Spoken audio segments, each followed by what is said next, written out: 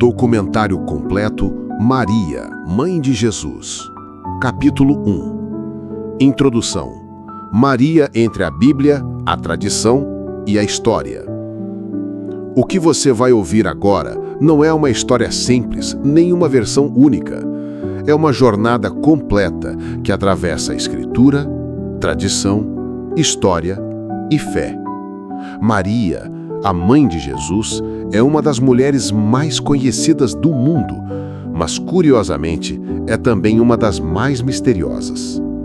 A Bíblia fala dela em poucos momentos, quase sempre em segundo plano. A tradição cristã dos primeiros séculos ampliou seu papel, chamando-a de Nova Eva, a mulher que disse sim onde Eva havia dito não.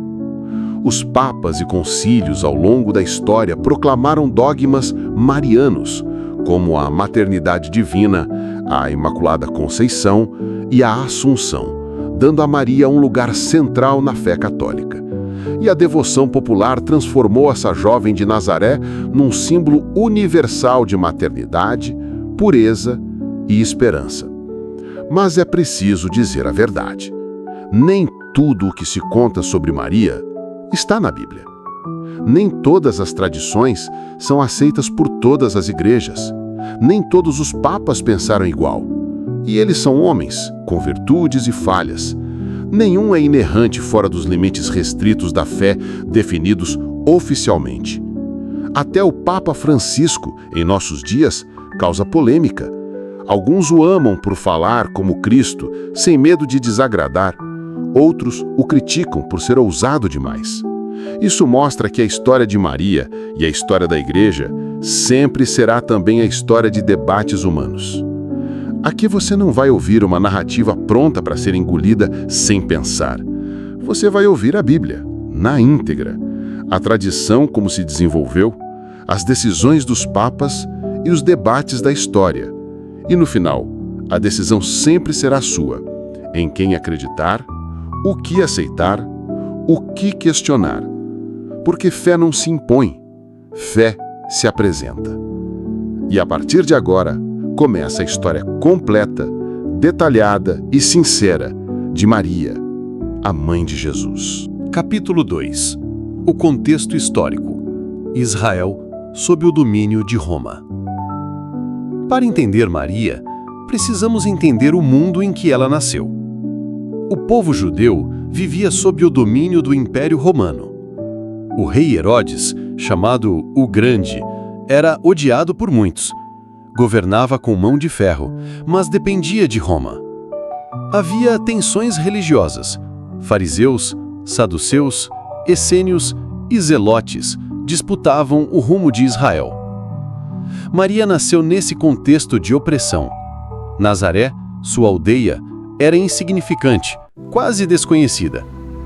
Tão pequena que em João 1:46, Natanael pergunta: "Pode vir alguma coisa boa de Nazaré?" Isso mostra que, humanamente, ninguém esperava que dali viesse a mãe do Messias. A vida de uma jovem judia como Maria era simples: cuidar da casa, ajudar nos trabalhos manuais, preparar-se para o casamento. Era comum que meninas fossem prometidas em matrimônio ainda muito jovens, entre 12 e 15 anos. Aqui já vemos um ponto importante. A Bíblia não descreve a infância de Maria. A tradição posterior, especialmente um escrito chamado Proto-Evangelho de Tiago, século II, narra que seus pais seriam Joaquim e Ana, e que ela teria sido consagrada a Deus desde pequena. Essa tradição não está na Bíblia, mas influenciou a devoção cristã, a ponto da Igreja celebrar hoje São Joaquim e Santa Ana como avós de Jesus. Assim, a história de Maria começa no silêncio da Bíblia, mas é ampliada pela tradição cristã. Capítulo 3. A Anunciação. O sim de Maria. O Evangelho de Lucas 1:26-38 relata a cena. O anjo Gabriel aparece a Maria e a saúda. Salve, cheia de graça, o Senhor está contigo. Maria se assusta, mas o anjo anuncia: ela conceberá um filho, que será chamado Filho do Altíssimo. Ela pergunta: como acontecerá isso, se eu não conheço homem algum? E o anjo responde: o Espírito Santo virá sobre ti, e o poder do Altíssimo te cobrirá com sua sombra.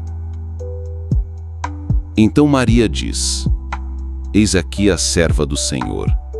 Faça-se em mim segundo a tua palavra. Esse momento é central. Maria aceita livremente o chamado de Deus. Mas aqui começam também as discussões. Para a Igreja Católica e a Ortodoxa, Maria foi virgem antes, durante e depois do parto, dogma da virgindade perpétua.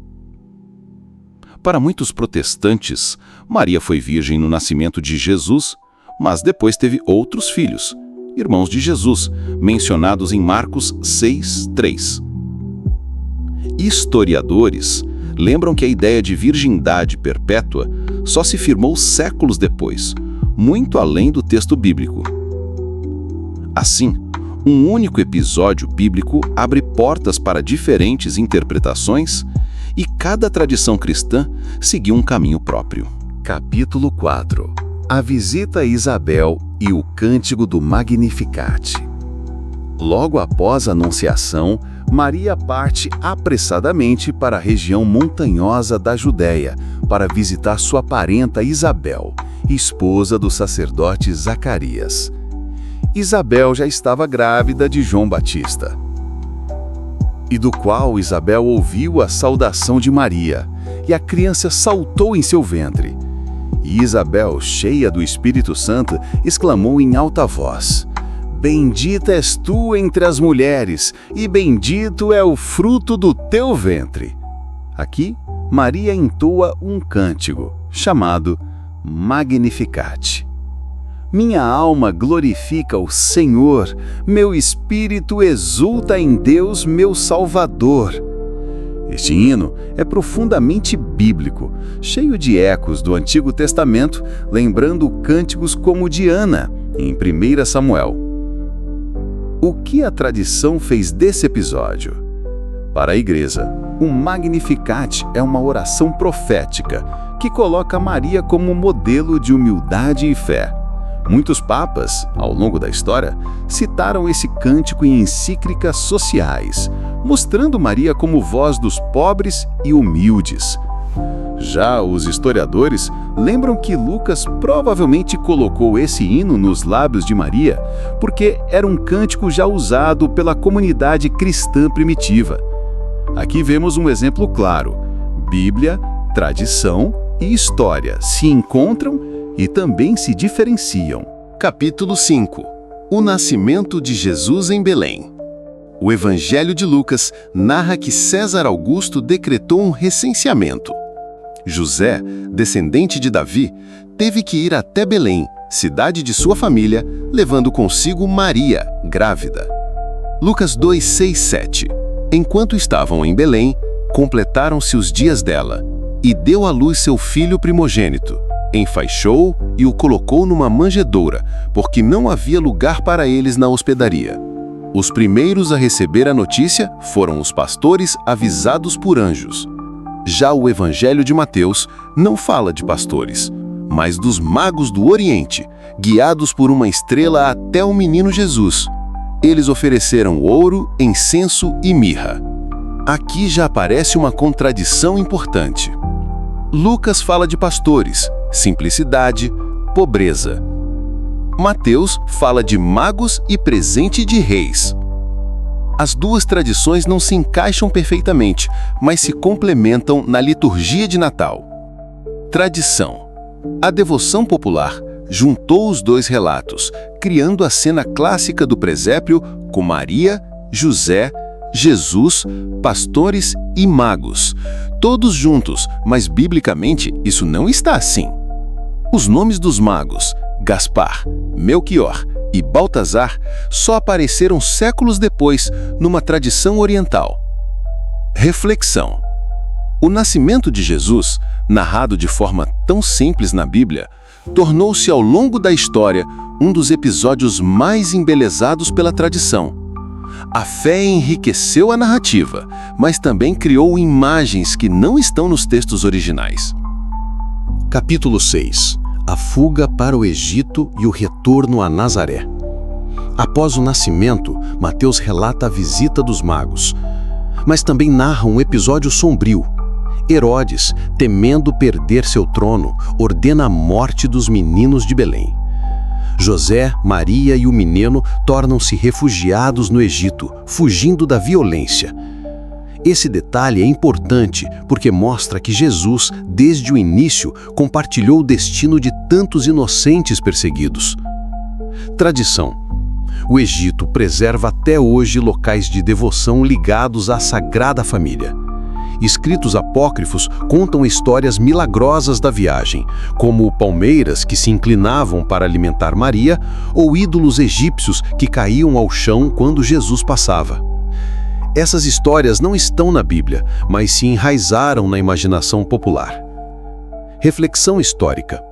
Alguns estudiosos se perguntam se esse episódio pode ter sido uma releitura de Moisés. Assim como Faraó matou crianças, Herodes também. Assim como Moisés saiu do Egito, Jesus também. Seja fato histórico ou teologia narrativa, a mensagem é clara. Desde o início, Maria viveu a dor de ser mãe de um filho perseguido. Capítulo 7. A vida oculta em Nazaré. Depois da fuga para o Egito e do retorno, a família se estabeleceu em Nazaré, na Galiléia. Mateus 2, 23.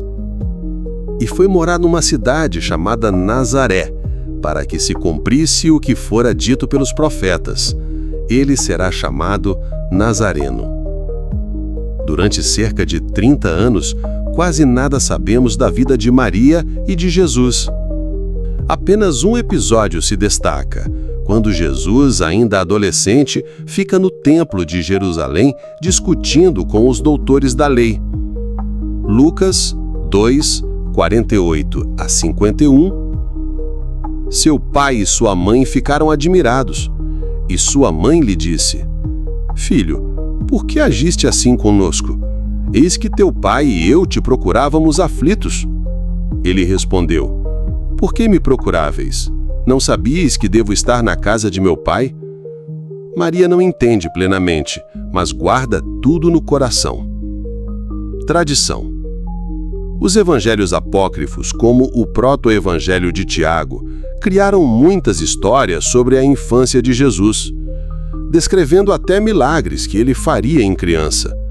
Mas esses relatos não foram aceitos pela Igreja. A devoção popular, porém, sempre imaginou Maria como a mãe que ensina, cuida, cozinha, trabalha e educa. Reflexão. Esse silêncio da Bíblia é eloquente. Mostra que a maior parte da vida de Maria foi vivida no anonimato, no cotidiano, na simplicidade. Ela experimentou o comum, como qualquer mãe. Capítulo 8. As bodas de Caná. O primeiro milagre. O Evangelho de João traz um momento marcante. Maria aparece pedindo a intervenção de Jesus num casamento. João 2, de 3 a 5. Como viesse a faltar vinho, a mãe de Jesus lhe disse: Eles não têm mais vinho. Jesus respondeu: Mulher, que tenho eu contigo? Ainda não chegou a minha hora. Sua mãe disse aos serventes: Fazei tudo o que ele vos disser. Jesus transforma a água em vinho. Este é o primeiro milagre narrado em João. O que isso mostra? Maria não realiza o milagre, mas intercede. Ela é quem percebe a necessidade. Sua frase, fazei tudo o que ele vos disser, tornou-se central para a devoção mariana. Contradições e leituras. Para alguns, a resposta de Jesus soa dura. Mulher, que tenho eu contigo? Ainda não chegou a minha hora. Sua mãe disse aos serventes: Fazei tudo o que ele vos disser.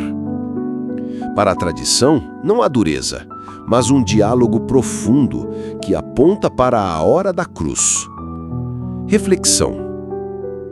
Aqui vemos Maria como mediadora, mas não no sentido de substituir Cristo. Ela apenas indica o Filho. E isso gera debate. Para católicos, Caná é um sinal da intercessão de Maria em favor da humanidade. Para alguns protestantes, a ênfase deve ser toda em Jesus, não em Maria. Capítulo 9. Maria no ministério de Jesus. Maria aparece poucas vezes durante a vida pública de Jesus, mas sua presença é significativa. Chegaram sua mãe e seus irmãos e, ficando do lado de fora, mandaram chamá-lo. E a multidão estava sentada ao redor dele e disseram: Eis que tua mãe e teus irmãos te procuram.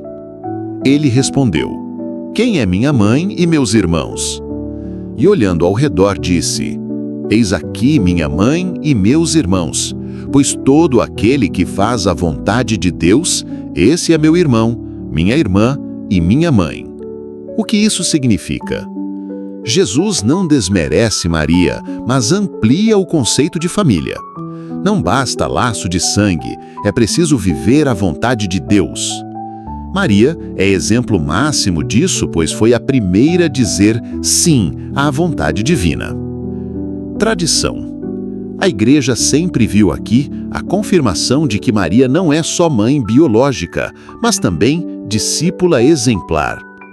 Os papas, como João Paulo II, insistiram que Maria é modelo da Igreja.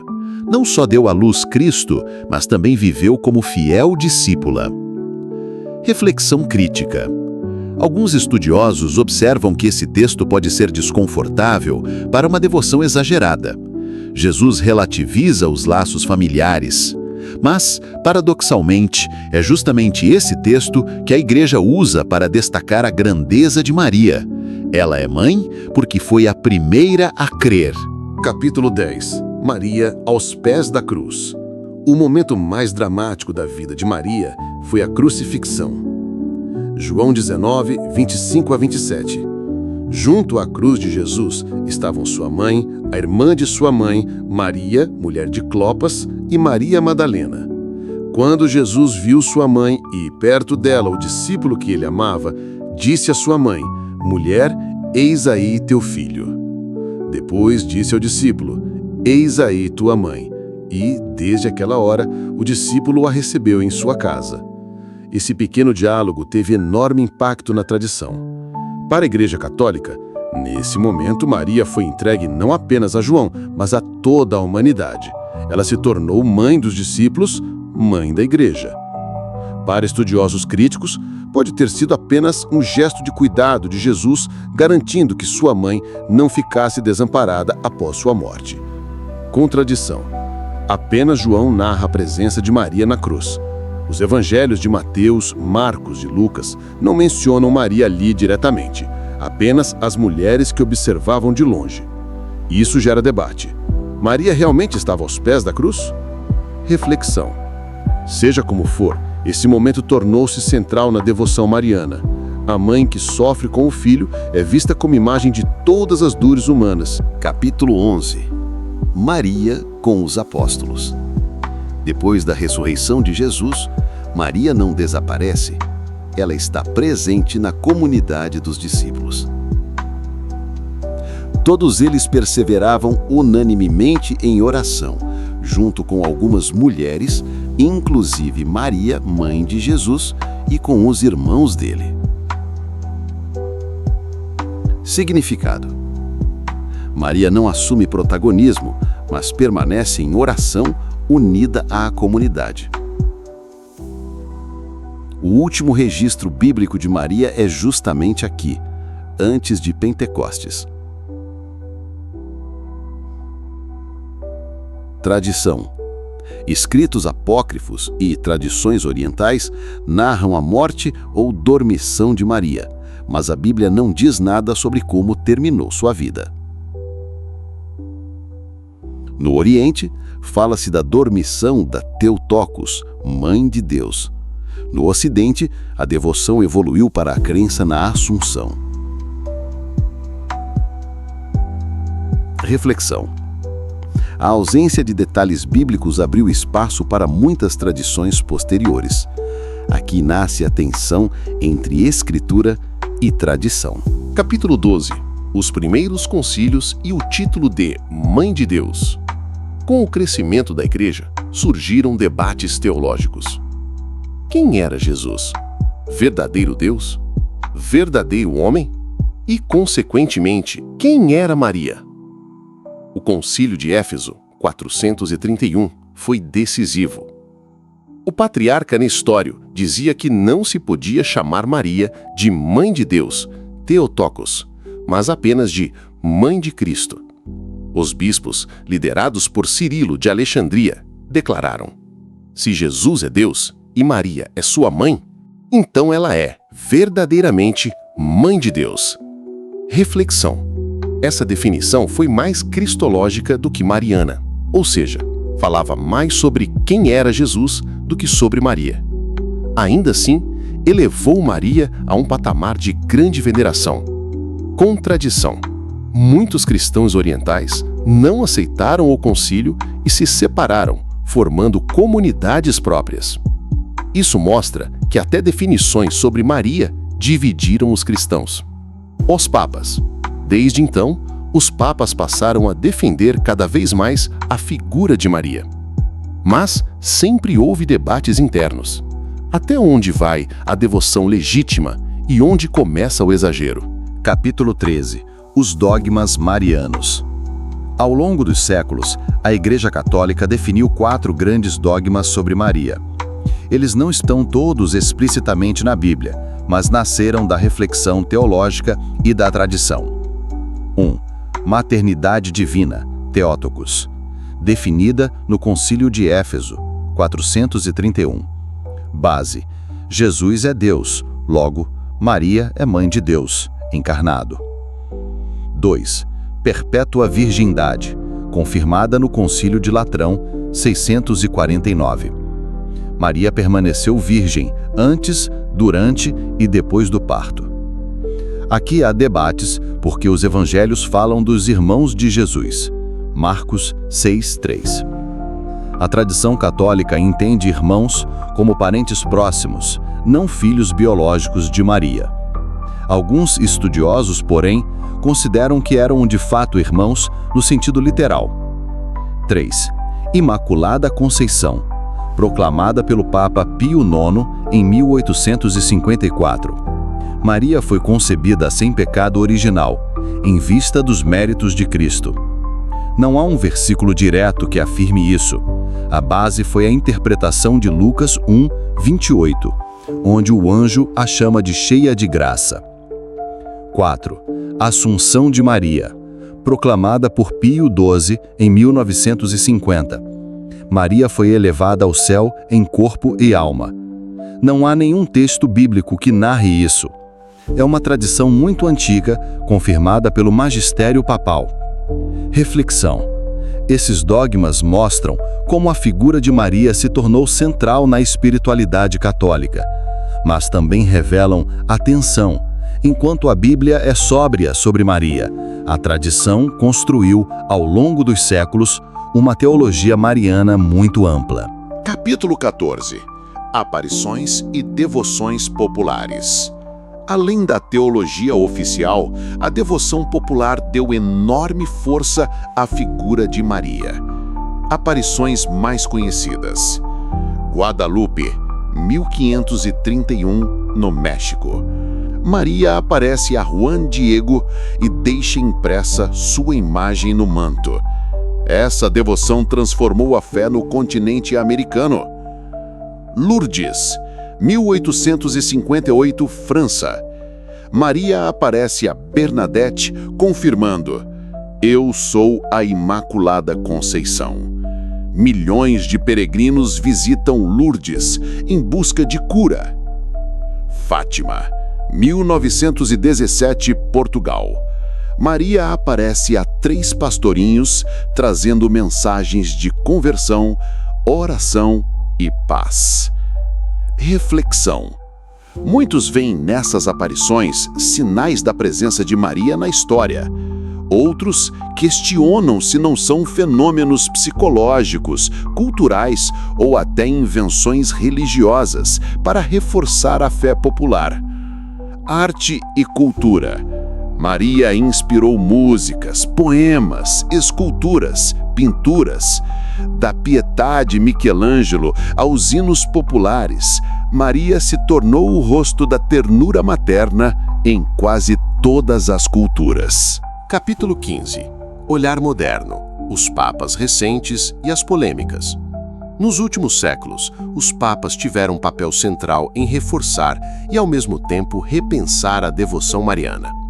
Pio IX, em 1854, proclamou a Imaculada Conceição. Pio XII, em 1950, proclamou a Assunção. Paulo VI, em 1964, no Concílio Vaticano II, chamou Maria de Mãe da Igreja. João Paulo II, de 1978 a 2005, foi chamado de Papa Mariano, consagrando o mundo ao Imaculado Coração de Maria. Seu lema era Totus Tuus, todo teu, dedicado a Maria. Bento XVI, em 2005 a 2013, mais teólogo, via Maria como modelo de fé e humildade. Francisco, de 2013 a hoje, mantém a devoção, mas com foco pastoral. Ele lembra que Maria não é uma deusa, mas uma mulher simples de Nazaré. Francisco já causou polêmica ao dizer que Maria não nasceu uma super-heroína, mas cresceu na fé como qualquer crente. Reflexão crítica. Os papas sempre foram humanos. Alguns reforçaram tradições, outros, como Francisco, tentam desromantizar Maria, apresentando-a mais próxima da vida real. Isso gera tensões. Alguns fiéis querem uma Maria gloriosa, outros uma Maria simples e humana. Conclusão deste capítulo. A história de Maria mostra como a fé cristã mistura Bíblia, tradição, devoção popular e decisões papais. Cada geração reinterpretou Maria à sua maneira. Capítulo 16. Críticas modernas à devoção mariana. Com o avanço dos estudos bíblicos e da crítica histórica, surgiram novas perguntas sobre Maria. Os irmãos de Jesus eram realmente irmãos biológicos ou apenas parentes próximos? Católicos defendem a virgindade perpétua e entendem irmãos como primos. Protestantes tendem a interpretar literalmente, vendo-os como irmãos de sangue. A virgindade de Maria. Alguns estudiosos dizem que a palavra grega parthenos, virgem, pode também significar jovem. Isso gerou debates sobre se o nascimento virginal deve ser lido de forma literal ou simbólica. Dogmas sem base bíblica explícita, como a Imaculada Conceição e a Assunção. Para críticos, esses dogmas são fruto mais da tradição e da autoridade papal do que da Escritura. Para fiéis católicos, são verdades reveladas progressivamente pelo Espírito Santo. Reflexão. Essas críticas não devem ser vistas como ataques à fé, mas como convite à reflexão. A fé madura não teme perguntas. Ela busca compreender melhor a história e discernir onde termina a Escritura e onde começa a tradição. Capítulo 17. Maria nas diferentes tradições cristãs. Maria não pertence apenas ao catolicismo. Diferentes tradições cristãs a interpretam de maneiras diversas. Ortodoxos veneram Maria como Theotokos e celebram a dormição. Sua devoção mariana é riquíssima, mas não aceitam definições posteriores de Roma como a Imaculada Conceição. Protestantes respeitam Maria como mãe de Jesus e modelo de fé, mas rejeitam títulos como Rainha do Céu ou dogmas sem base bíblica. Para eles, Maria é importante, mas Cristo é o centro absoluto. Católicos veem Maria como mãe de Deus, intercessora, modelo de discípula e celebram festas e aparições ligadas a ela. Reflexão. Essas diferenças mostram que Maria é, ao mesmo tempo, figura de união e de divisão.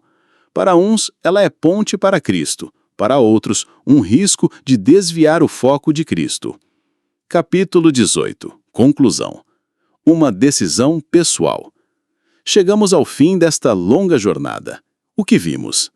A Bíblia apresenta Maria de forma sóbria, uma jovem de Nazaré, cheia de fé, que disse sim a Deus e acompanhou Jesus até a cruz. A tradição ampliou sua figura. Theotokos, rainha do céu, mãe da igreja. Os papas definiram dogmas, proclamaram festas, reforçaram títulos.